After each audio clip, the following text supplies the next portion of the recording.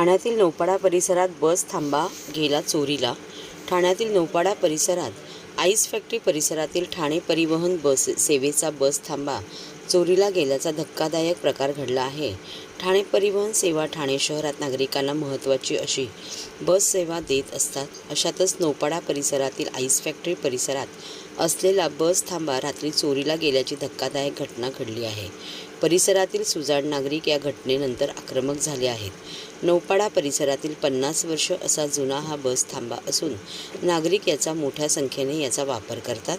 शिवाय उन्हाळ्यात आणि पावसाळ्यात या बस थांबा प्रवाशांना अधिक फायदेशीर ठरतो। मात्र रातोरात बस थांबा चोरीला गेल्याने सुरक्षेचा प्रश्न निर्माण झाला असून या संदर्भात नौपाडा पोलीस स्थानकात तक्रार नोंदवण्यात आल्याची माहिती माजी परिवहन सदस्य प्रकाश पायरे यांनी दिली। शिवाय हा बस थांबा येथे पुन्हा न लावल्यास तीव्र आंदोलनाचा इशारा यावेळी देण्यात आला आहे। मी दीपक क्षत्रिय, गेले 55 वर्ष आम्ही इथे राहतोय। आमच्या लहानपणीपासून म्हणजे पहिलीत असल्यापासून बेडेके शाळा आमची शाळा त्यापासून हा बस स्टॉप आहे। आईस फॅक्टरीचा बस स्टॉप म्हणजे एक मार्किंग होतं आमचं आणि हा बस स्टॉप काल रात्री अचानक चोरीला गेला। चांगल्या स्थितीत असलेला बस स्टॉप, त्याचे रॉड कापले स्टीलचे आणि तो रातोरात चोरीला गेला। ह्याच्या आधी टिपटॉप समोर अशीच एक घटना झाली होती, रातोरात तो बस स्टॉप चोरीला गेला होता। काही आम्ही नागरिकांनी आंदोलन केल्यानंतर बस स्टॉप दुसऱ्या दिवशी सापडला मुंबऱ्याला आणि तो लावण्यात आला। तर ही परिवहनची कुठली परिस्थिती आहे का लक्ष नाही। पोलीस स्टेशन 100 मीटरवरती आहे आणि तरी पण सुद्धा पोलिसांचं लक्ष नसतं। रात्री गस्त नसते पोलिसांची। पोलिसांना मला एक प्रश्न आहे, तुम्ही गस्त घालता का नाही? बस स्टॉप गेलाय, छोटी वस्तू नाही आहे। मिनिमम ह्या बस स्टॉप चोरीला 4 ते 5 तास लागले असणार। माझं विनंती आहे आयुक्तांना पण का आपण जातीनिशी लक्ष घाला आणि हा बस स्टॉप आहे तिथेच लावा, नाही तर आम्हाला नागरिकांच्या वतीने तीव्र आंदोलन करावं लागेल। याची जिम्मेदारी आयुक्त असतील। माझं नाव प्रकाश पायरे, मी परिवहन समितीमध्ये काम पण केलेलं आहे सदस्य म्हणून। नौपाडा येथील आईस फॅक्टरीचा बस स्टॉप पण गेली 50 वर्षे लोकांना माहिती असलेला बस स्टॉप आहे। जे उन्हाळा हिवाळा पावसाळा असो सर्वसामान्यांचा एक आधार होता। इथे सगळ्या बस थांबायच्या, बस पण थांबायच्या, परिवहनच्या बस पण थांबायच्या। असा बस स्टॉप अचानक रातोरात चोरीला जातो। चोरीला गेल्यानंतर आम्ही काम करतो की बाबा त्या सभापतीला फोन केला आणि विचारलं, विलास दोषींना विचारलं फोन करून की साहेब इथे बस स्टॉप होता, तुम्ही काढलात का ऑफिशियली? तर म्हणतात की आम्ही नाही काढला बस स्टॉप। मग चोरीला गेला का? म्हणतात हा चोरीला गेला असेल। अचानक रातोरात नौपाडा एरियासारख्या एरियामध्ये एवढा मोठा बस स्टॉप चोरीला जातो कसं काय? तर आम्ही निक्षून सांगतो, इथल्या आयुक्तांना सांगतोय, इथल्या महापालिकेच्या अधिकाऱ्यांना सांगतोय की हा बस स्टॉप 3 दिवसाच्या आत जर बसवला नाही तर आम्ही ते आंदोलन करू। याची रीतसर नौपाडा पोलीस आम्ही कंप्लेंट देणार आहोत आणि हा बस स्टॉप कुठल्याही परिस्थितीत लागला गेलाच पाहिजे। आता आम्ही तीव्र आंदोलन करू।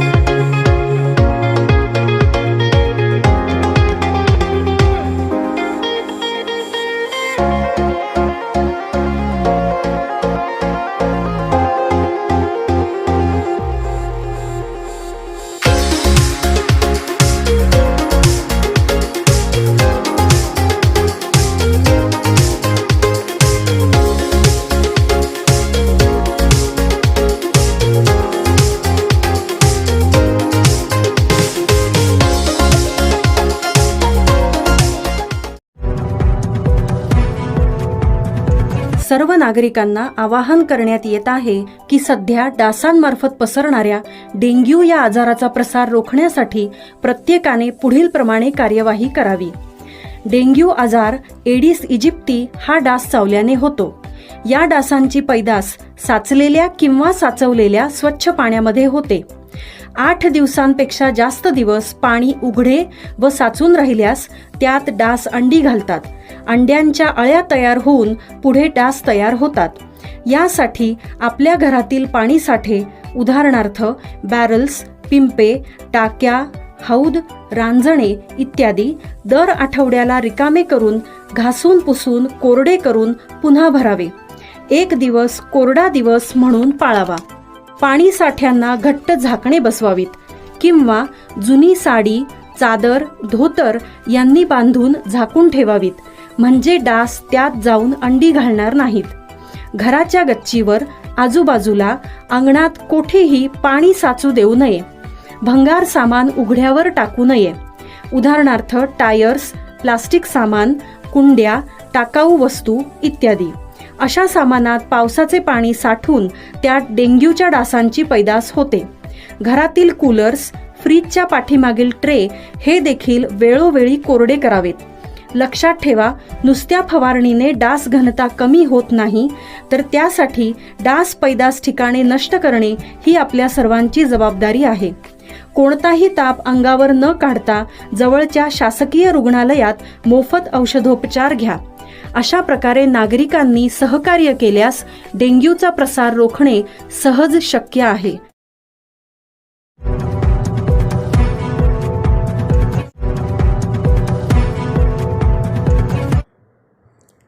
MCHI ठाणे आयोजित प्रॉपर्टी एक्स्पो 2024चे केंद्रीय राज्यमंत्री कपिल पाटील यांच्या हस्ते उद्घाटन. मुंबई महानगर क्षेत्रात सर्वात वेगाने विकसित होणाऱ्या ठाणे शहरातील उत्तमोत्तम प्रकल्पातील नागरिकांच्या बजेटनुसार घरांचा समावेश असलेल्या गृह उत्सव प्रॉपर्टी प्रदर्शन 2024चे उद्घाटन केंद्रीय पंचायत राज राज्यमंत्री कपिल मोरेश्वर पाटील यांच्या हस्ते झाले. आतापर्यंत झालेल्या नोंदणीनुसार यंदाच्या प्रदर्शनाला सुमारे 20,000हून अधिक नागरिक घर खरेदीसाठी भेट देतील अशी अपेक्षा क्रेडाई MCHI ठाणेचे अध्यक्ष श्री जितेंद्र मेहता यांनी व्यक्त केली. ठाणे पश्चिम येथील रेमंड मैदानावर गृह उत्सव प्रॉपर्टी 2024 प्रदर्शनाला शुक्रवारपासून सुरुवात झाली. येत्या 19 फेब्रुवारीपर्यंत सकाळी 11 पासून रात्री 8 पर्यंत प्रदर्शन सुरू राहणार आहे. या प्रदर्शनाच्या माध्यमातून ठाण्यात घर घेण्याचे नागरिकांचे स्वप्न साकार होईल असे क्रेडाई MCHI ठाणेचे प्रदर्शन समितीचे अध्यक्ष श्री संदीप माहेश्वरी यांनी सांगितले. प्रॉपर्टी प्रदर्शन 2024 हा घर घेणाऱ्या इच्छुकांसाठी विश्वासार्ह व सुरक्षित प्लॅटफॉर्म आहे असे प्रतिपादन क्रेडाई MCHI ठाणेचे माजी अध्यक्ष श्री अजय आशर यांनी केले. केंद्रीय पंचायती राज राज्यमंत्री कपिल पाटील म्हणाले, रिअल इस्टेट क्षेत्राबरोबरच नागरिकांच्या गरजेच्या दृष्टिकोनातून ठाणे शहर विकसित झाले आहे. ठाणे शहरातील नागरिकांना उत्तम राहणीमानाच्या दृष्टीने विविध सुविधा मिळत आहेत. यापुढील काळातही केंद्र व राज्य सरकारच्या माध्यमातून अनेक प्रकल्प येत आहेत. त्यामुळे ठाणे शहरातील नागरिकांना फायदा होईल. आमदार प्रताप सरनाईक म्हणाले, ठाणे शहराला राहण्याचे शहर म्हणून नागरिकांनी वेगाने पसंती मिळत आहे. मुख्यमंत्री एकनाथ शिंदे यांनी नुकतीच ठाण्यासाठी वाढीव पाणी पुरवठा योजना मंजूर केली आहे आणि यामुळे मुबलक पाणी पुरवठा होणार आहे. 2024मध्ये आधुनिक पद्धतीची घरे सादर करण्यात आली आहेत. या घरांच्या खरेदीसाठी प्रत्येक इच्छुक खरेदीदाराने प्रॉपर्टी प्रदर्शनाला भेट द्यावी असे आवाहन यावेळी करण्यात आले आहे. आता हे काही दिवस होईल, आमदारांनी भाषणात त्यांच्या सांगितलं की कसं डेव्हलपमेंट ठाणे जिल्ह्याचं नाही पूर्ण महाराष्ट्राचं सुरू आहे. ठाणे जिल्ह्यामध्ये आता तुम्हाला हेवी ट्रक या ठाणे शहरात बघायला मिळणार नाही अजून 3-4 वर्षात. जर विरार अलिबाग कॉरिडॉर आला, बडोदा एक्सप्रेसवे सुरू झाला, भिवंडी बायपास हा 8 लेनचा आहे तो पूर्ण झाला, तर आपल्याला JNPT मधून सगळी वाहनं ही बाहेरच्या बाहेर हेवी वाहनं जातील. या शहरामध्ये आपल्याला ट्रॅफिक ही बघायला मिळणार नाही. त्या दृष्टिकोनातून राज्य सरकारचे प्रयत्न चालू आहेत, केंद्र सरकारचे प्रयत्न चालू आहेत. गडकरी साहेबांनी बडोदा एक्सप्रेसवे जवळजवळ माझ्या लोकसभेमध्ये 12,500 कोटीचं काम हे माझ्या लोकसभेत आहे. पूर्ण आपण रस्त्याची किंमत जर पाहिली तर 1.25 लाख कोटी रुपये किंमत आहे. आणि म्हणून अशा प्रकारचं इन्फ्रास्ट्रक्चर जे आहे हे देशाला विकसित नेण्याच्या मार्गावर चालणारं आहे. प्रधानमंत्र्यांचा संकल्प 2047ला आपला भारत देश विकसित झाला पाहिजे. तर भारत देश विकसित होताना गावही मागे राहिली नाही पाहिजेत.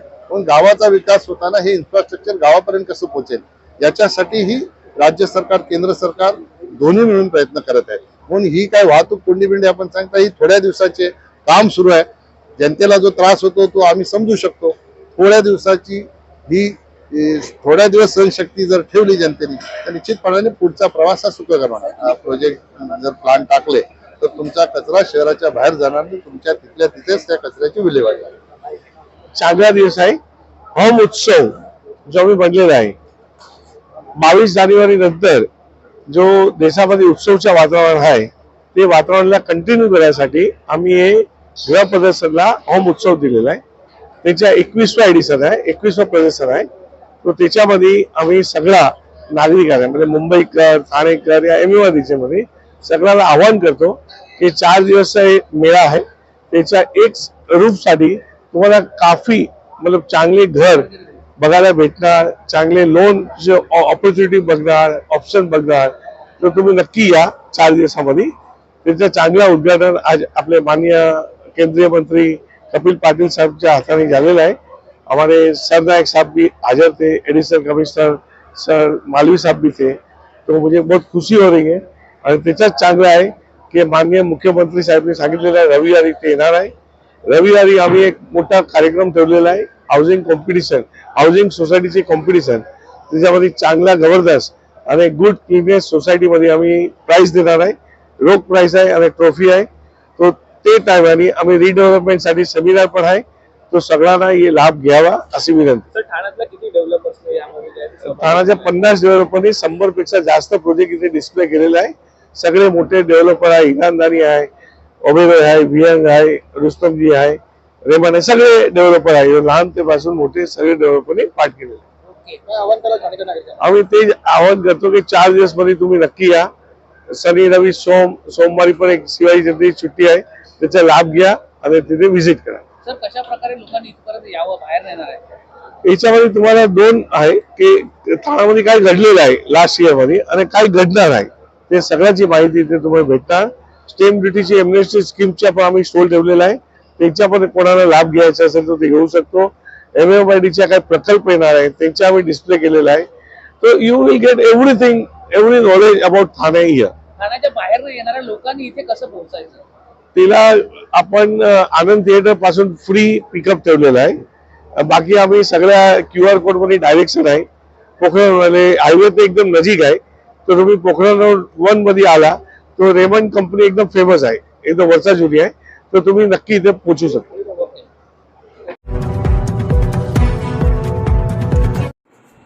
ठाण्यात मुख्यमंत्र्यांच्या हस्ते माडाची 24 फेब्रुवारीला सोडत. माडाच्या कोकण गृहनिर्माण व क्षेत्र विकास मंडळाकडून ठाणे येथे पात्र अर्जाची 24 फेब्रुवारी रोजी संगणकीय सोडत मुख्यमंत्री एकनाथ शिंदे यांच्या हस्ते गडकरी रंगायतन नाट्यगृहात होणार आहे.